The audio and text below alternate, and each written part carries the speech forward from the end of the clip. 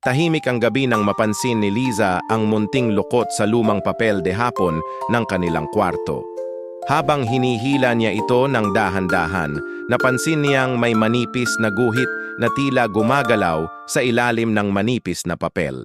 Nang tuluyang mahawi ang bahagi nito, isang mata ang bumungad, tunay na mata na mumula at kumikislap, nakatitig ng diretso sa kanya. Napatigil siya, nanlalamig ang buong katawan. Sinubukan niyang hilahin pa ang papel at isa pang mata ang lumitaw, kasunod pa ng isa at isa pa.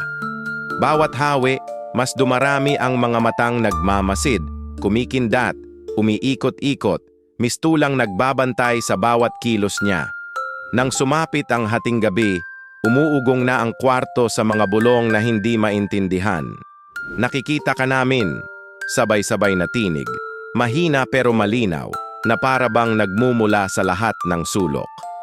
Tinakpan ni Liza ng kama ang pader, pilit nililimot ang nakita, ngunit kinabukasan, mas malaki na ang napunit na bahagi at mas marami pang mata ang naroon, lahat ay nakatuon sa kanya.